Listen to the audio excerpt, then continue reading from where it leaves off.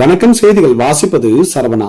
திருப்பத்தூரில் 26ஆம் ஆண்டு அகில உலக மகளிர் தின விழா தொழில் பயிற்சி முடித்த மகளிருக்கு நேரடி கடனாக 2 கோடி மதிப்பிலான காசோலைகள் வழங்கப்பட்டது. திருப்பத்தூர் மாவட்டம் திருப்பத்தூர் அடுத்த தமிழ்நாடு வீட்டு வசதி வாரியம் பகுதியில் உள்ள லலிதா திருமண மண்டபத்தில் பீட்ஸ் தொண்டு நிறுவனத்தின் தனித்து வாழும் பெண்கள் கூட்டமைப்பு இணைந்து நடத்திய 26ஆம் ஆண்டு அகில உலக மகளிர் தின விழா மற்றும் மகளிர் சுய உதவி குழுக்களுக்கு நேரடி கடன் வழங்குதல் மற்றும் தொழில் பயிற்சி முடித்த மகளிருக்கு சான்று வழங்கும் விழா நடைபெற்றது.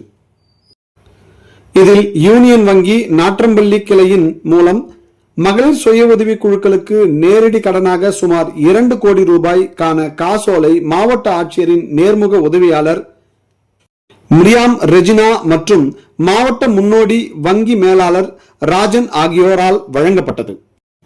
மேலும் இந்தியன் வங்கி 10 நபர்களுக்கு தலா 50,000 மானியமாகவும் மேலும் RSETI மூலம் தொழில் பயிற்சி பெற்ற 90 நபர்களுக்கு பயிற்சி முடித்ததற்கான சான்றிதழ்களும் வழங்கப்பட்டது.